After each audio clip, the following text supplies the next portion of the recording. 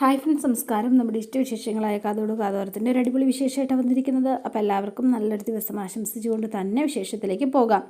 അപ്പോൾ ഇതേ മോഹിനി ആകെ ടെൻഷൻ അടിച്ച് നിൽക്കുകയാണ്. ഇനിയിപ്പം ആ ജീവനെ വിളിച്ചിട്ട് എടുക്കുന്നുമില്ല, അവനവിടെ ചെന്ന് കാണുമോ? അപ്പോഴാണ് നമ്മുടെ രാജേന്ദ്രൻ പുറത്തേക്ക് പോകാൻ തുടങ്ങുന്നത്. ഏട്ടാ എന്ന് വിളിച്ചു. എന്താ മോഹിനി? അല്ല ഏട്ടാ, ഇന്ന് കാഞ്ചനെ കാണാനായിട്ട് ആരോ ചെറുക്കം വരുന്നുണ്ടെന്ന് പറയുന്നത് കേട്ടു. ഏട്ടനോട് പറഞ്ഞില്ലേ? പിന്നെ മഹേന്ദ്രൻ എന്നോട് പറയാതെ ഒരു കാര്യവും ചെയ്യാറില്ല. പറഞ്ഞിരുന്നു, എന്നിട്ട് അവർ വന്നു പോയോ? അതറിയില്ല എന്ന് പറഞ്ഞു. ഏട്ടൻ എന്താ ഒന്ന് വിളിച്ച് ചോദിക്കാഞ്ഞത്? അത് പിന്നെ വിളിക്കാമെന്ന് കരുതി. ഏട്ടൻ ഒന്ന് വിളിച്ച് ചോദിച്ചേ, ഒരു നല്ല കാര്യം നടന്നതല്ലേ, ഒന്ന് അറിയാലോ എന്ന് പറഞ്ഞു. ശരി, വിളിക്കാം എന്ന് പറഞ്ഞ് വേഗം തന്നെ രാജേന്ദ്രൻ മഹേന്ദ്രനെ വിളിക്കുകയാണ്. വിളിച്ചിട്ട് ഹലോ എടാ, എങ്ങനെ അവർ വന്നോ എന്ന് ചോദിച്ചു. ഇല്ല, അവരെ വെയിറ്റ് ചെയ്ത് ഞങ്ങൾ ഇരിക്കുക. എന്താണെങ്കിലും അവർ വന്ന് പോയി കഴിഞ്ഞ് നീ എന്നെ ഒന്ന് വിളിക്കണേ. ശരി, ഞാൻ വിളിക്കാം എന്ന് പറഞ്ഞു. എല്ലാ വിവരങ്ങളും പറയാം, എത്രയും വേഗം തന്നെ ഈ കല്യാണം ഉറപ്പിക്കണം കേട്ടോ എന്നൊക്കെ പറഞ്ഞ് ഇവർ ഫോൺ വെച്ചു. അപ്പം മോഹിനിയും കാര്യങ്ങളൊക്കെ അറിഞ്ഞു. എന്താണെങ്കിലും ഇന്നവർ വരട്ടെ, വന്നാലുടനെ ആ കല്യാണം ഒന്ന് നടന്ന് കണ്ടാൽ മതിയായിരുന്നു എന്ന് പറഞ്ഞ് നമ്മുടെ രാജേന്ദ്രൻ പുറത്തേക്ക് പോയി. അപ്പം മോഹിനിയാണെങ്കിൽ കാലി പൂണ്ടിങ്ങനെ നിൽക്കുകയാണ്. ഇനി എന്താ ചെയ്യേണ്ടതെന്നറിയത്തില്ല. അപ്പോൾ ഈ സമയത്താണ് ഒരു വണ്ടി വന്ന് നിൽക്കുന്നത്. അപ്പോൾ വണ്ടി വന്ന് നിന്നു. അപ്പോൾ ജീവൻ തന്നെയാണ് അതേ വണ്ടി വന്ന് ഇറങ്ങുന്നത് കേട്ടോ, മാസ്ക് ഒക്കെ വെച്ച്. അപ്പോൾ വേഗം മഹേന്ദ്രൻ, അതേ അച്ഛാ, അതേ പ്രഭേ, അവരെത്തി കേട്ടോ എന്ന് പറഞ്ഞു. അപ്പോൾ അവരെ ഭയങ്കര സന്തോഷത്തോടു കൂടി തന്നെ സ്വീകരിച്ചു. അപ്പോൾ എല്ലാവരും വാ, എന്താ നിങ്ങൾ വൈകിയത്? ട്രാഫിക് ബ്ലോക്ക് തന്നെ കാരണം, ഒരു 1.5 മണിക്കൂർ അങ്ങനെ പോയിട്ടാ. എന്നാൽ അകത്തേക്ക് ഇരിക്കാമെന്ന് പറഞ്ഞ് ഇവരകത്തേക്ക് കയറി ചെന്നു. അപ്പോൾ അതേണ്ട എല്ലാവരെയും പരിചയപ്പെടുത്തി. പ്രഭായും ഒക്കെ നിൽപ്പുണ്ട്, മുത്തശ്ശനും. അപ്പോൾ ഇവൻ മാസ്ക് വെച്ചിട്ട് കണ്ണാടി കൂളിംഗ് ഗ്ലാസും വെച്ചിട്ടുണ്ട്. അപ്പോൾ ഇവരിങ്ങനെ നോക്കണ്ട കേട്ടോ. നല്ല സ്ഥലം, നല്ല വീട്, കയറി വരുമ്പോൾ തന്നെ ഒരു പോസിറ്റീവ് എനർജി ഉണ്ട് കേട്ടോ എന്നിങ്ങനെ പറയുകയാണ് അമ്മാവൻ. അതെല്ലാവരും പറയും. നമ്മൾ പരിചയപ്പെടില്ലല്ലോ. ഞാൻ അനിലിൻ്റെ അമ്മാവനാ, ഭാർഗവൻ. പിന്നെ ഇത് അപ്പോൾ അടുത്തിരുന്ന ഒരു സുഹൃത്താണ് കേട്ടോ, ഞാൻ അനിലിൻ്റെ ഫ്രണ്ടാണ്, പേര് സുധീഷ് എന്ന് പറഞ്ഞു. ഓക്കെ, അപ്പോൾ ഇവരിങ്ങനെ മഹേന്ദ്രൻ, അതുപോലെ തന്നെ കാഞ്ചനയുടെ അച്ഛന എന്ന് പറഞ്ഞു. പിന്നെ പ്രഭാവതിയെ പരിചയപ്പെടുത്തി.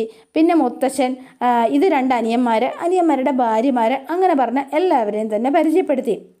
പിന്നെ കാഞ്ചനയുടെ കാര്യം, ഒരു കുട്ടിയും കൂടി ഉണ്ട് കേട്ടോ, അവൾ ഹോസ്പിറ്റലിൽ പഠിക്കുക എന്നൂടെ പറഞ്ഞു. അപ്പം പിന്നെ കാഞ്ചനയുടെ അമ്മ വേറെ കേട്ടോ. പിന്നെ അതിനുശേഷം കാഞ്ചന, അവൾ കുഞ്ഞായിരുന്നപ്പോൾ തന്നെ അവളുടെ അമ്മ മരിച്ചതാ. അപ്പം പെട്ടെന്ന് പ്രഭാവതി, അവളെൻ്റെ മൂത്ത മോളെ തന്നെ കേട്ടോ, അവളെ ഞാൻ പൊന്നു പോലെയാണ് നോക്കിയത്, അവളെ ഞാൻ വേറെ കണ്ടിട്ടില്ല, അവളെൻ്റെ ജീവനാ എന്നൊക്കെ പറഞ്ഞു പ്രഭാവതി. അപ്പോൾ ഇവരെല്ലാവരും ഭയങ്കര സന്തോഷത്തോടെ ഇങ്ങനെ നിൽക്കുകയാണ്. എന്നാൽ പിന്നെ താമസിപ്പിക്കേണ്ട, പെണ്ണിനെ വിളിച്ചോളൂ.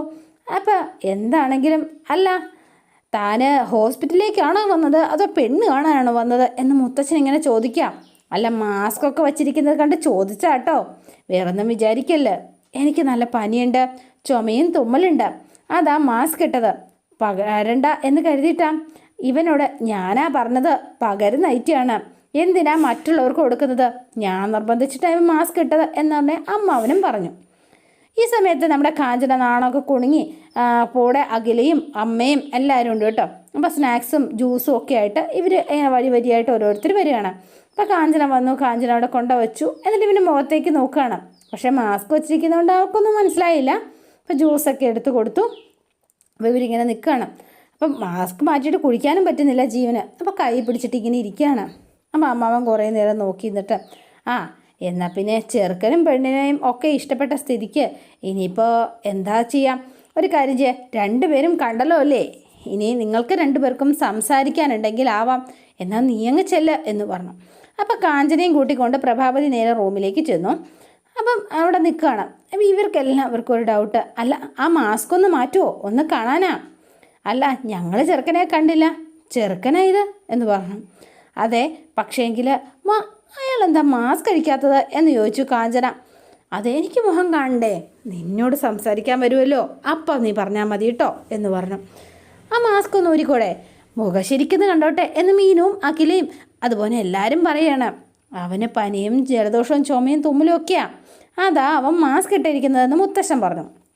അത് പകരുമെന്നുള്ള പേടി. സാരമില്ല കേട്ടോ, പകരുന്നെങ്കിൽ അങ്ങ് പകരട്ടെന്നേ, സാരമില്ല, ആ മാസ്ക് ഒന്ന് ഊരിക്കോളൂ എന്ന് ഉടനെ ഗൗതവും നിർബന്ധിച്ചു. ചേച്ചിക്ക് മാത്രമല്ല കേട്ടോ, ഞങ്ങൾക്കൊന്ന് നേരിട്ടൊന്ന് കാണാമല്ലോ. എന്നാൽ ശരി, അവൻ്റെ മുഖം കാഞ്ചന നന്നായി കണ്ട് അവൾക്ക് ഇഷ്ടപ്പെട്ടോളൂ കേട്ടോ. എന്നാൽ നീ കാഞ്ചന അടുത്തേക്ക് ചെല്ലുക എന്ന് പറഞ്ഞ് കാഞ്ചന അടുത്തേക്ക് പറഞ്ഞു വിട്ടു. അപ്പോൾ പ്രഭാവതി, മോനെ നിങ്ങൾ സംസാരിക്കുക എന്ന് പറഞ്ഞ് പ്രഭാവതിയും പുറത്തേക്ക് ഇറങ്ങി. അപ്പോൾ നേരെ ജീവനകത്തേക്ക് കയറി ചെന്നു. എന്നിട്ട് ഇങ്ങനെ കാഞ്ചന വളരെ നാണം കുണി ഇങ്ങനെ നിൽക്കുകയാണ്, സൈഡിലേക്കൊക്കെ നോക്കി. അപ്പോൾ ഫ്രണ്ടിലേക്ക് വന്നപ്പോഴത്തേനും, എങ്ങനെ എന്നെ ഇഷ്ടമായോ? എന്താ കാഞ്ചന, സുഖമാണോ എന്ന് ചോദിച്ചു. ആ, സുഖമായിട്ടിരിക്കണോ. അപ്പോൾ നോക്കിയിട്ട്, അല്ല എന്നെ ഇഷ്ടമായോ? പിന്നെ ഇഷ്ടമാകണ്ടേ? എനിക്കിഷ്ടമായി എന്ന് പറഞ്ഞു. അല്ല, ഒരുപാട് ഇഷ്ടമായി, എന്നെയോ എന്ന് ചോദിച്ചു.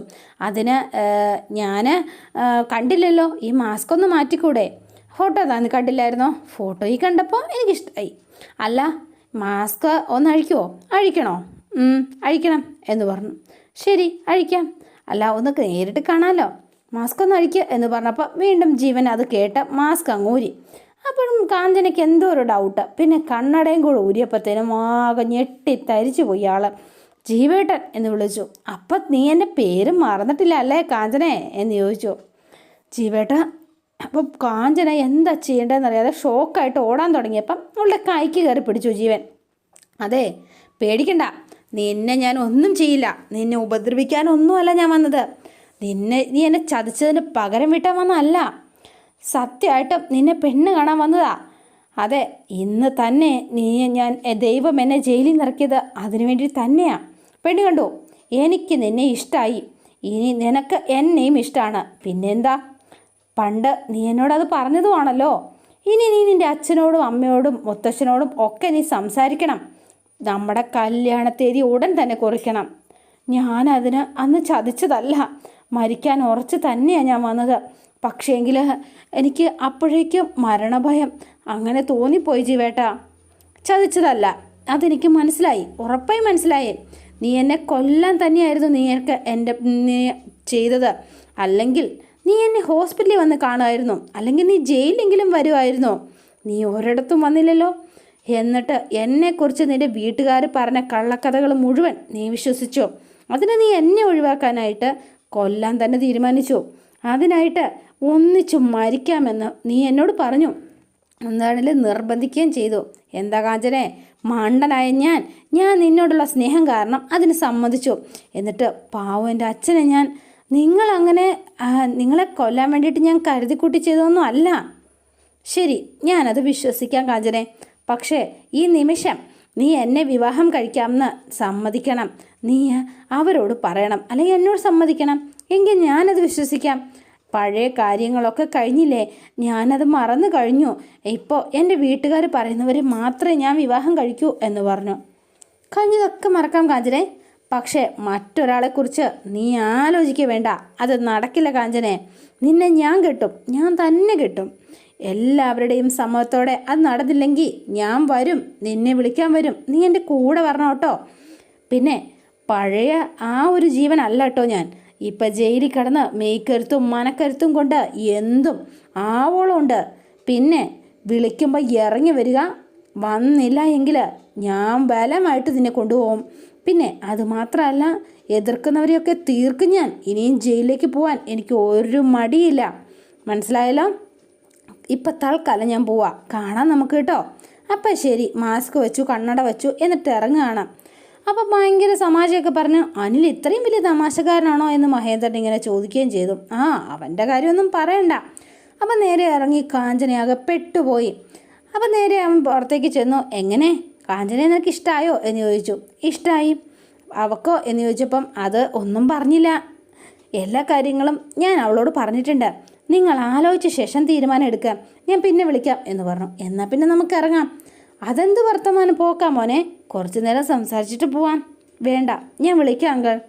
ഈ വിവാഹം നടക്കും മഹേന്ദ്ര, നമ്മളൊരു കുടുംബക്കാരാവൂട്ടോ എന്ന് പറഞ്ഞ് കയ്യൊക്കെ കൊടുത്ത് അമ്മാവനും സുഹൃത്തും അവരെല്ലാവരോടും ഇറങ്ങിപ്പോവാണ്.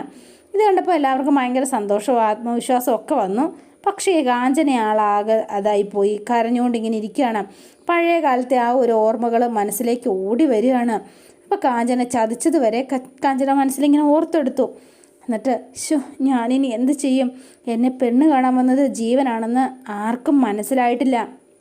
ഇനി അവരതറിഞ്ഞാൽ എന്താ സംഭവിക്കുക? എന്തായിരിക്കും ഇനി? എന്താ അവസ്ഥയാണ് ഉണ്ടാകുക? പറയാതിരിക്കുന്നത് എങ്ങനെ? സ്വപ്നത്തിൽ പോലും ചിന്തിച്ചില്ലല്ലോ അയാൾ ഇപ്പം പുറത്തിറങ്ങുമെന്ന്. ഇനി ഞാൻ എന്ത് ചെയ്യും എന്നൊക്കെ ആലോചിച്ച് കാഞ്ചന ആകെ ദുഃഖിച്ചിരിക്കുകയാണ്. പിന്നെ കാണുന്നത് ജീവനെയാണ്. ജീവൻ മോഹിനിയെ കാണാൻ എത്തിയിരിക്കുകയാണ്. നീ എന്തിനാ ജീവൻ ഇങ്ങോട്ട് വന്നത്? എന്താണുള്ള വിളിച്ചാൽ പോരായിരുന്നോ? സന്തോഷമുണ്ട്, നേരിട്ട് കണ്ട് പറയാമെന്ന് കരുതി. എന്താ കാഞ്ചനെ കാണാൻ വന്ന ചെറുക്കനെ വിളിച്ച് പഴയതൊക്കെ പറഞ്ഞോ? പഴയ കഥ പറഞ്ഞാൽ കേൾക്കണമെന്നില്ലല്ലോ. പ്രണയത്തെ പ്രണയിക്കാത്ത ആരാ ഉള്ളത്?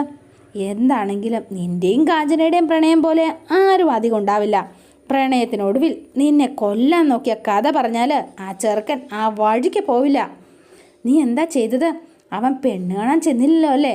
ഇല്ല, ചെന്നിരുന്നെങ്കിൽ ഞാനിപ്പോൾ സന്തോഷത്തിൽ നിൽക്കുമായിരുന്നു ആൻറ്റി. ഞാൻ ഇതുവരെ ഉപയോഗിക്കാതിരുന്ന ഒരു ഫോൺ നമ്പറിൽ നിന്ന് ഞാൻ അനിലിനെ വിളിച്ചു. എന്നിട്ട് എന്ന് ചോദിച്ചു. അപ്പോൾ അവൻ കഥ ഇങ്ങനെ പറയുകയാണ് ജീവൻ. അതോടെയാണ് ഇന്നത്തെ വിശേഷം അവസാനിക്കുന്നത്. ഇനി നാളത്തെ വിശേഷം ഇതിലും ഗംഭീരമാണ്. അപ്പോൾ എല്ലാവരും വെയിറ്റ് ചെയ്യുക. ഇഷ്ടപ്പെട്ടുവെങ്കിൽ ലൈക്ക് ചെയ്യുക, ഷെയർ ചെയ്യുക. തൊട്ടടുത്ത് ആ ബെൽ ബട്ടൺ കൂടെ ഒന്ന് ഞെക്കുകയാണെങ്കിൽ ഞാൻ ഇടുമ്പോൾ തന്നെ നോട്ടിഫിക്കേഷൻ ലഭിക്കുന്നതായിരിക്കും. പുതുപുത്ത വിശേഷമായിട്ട് എത്താം. Bye and see you again.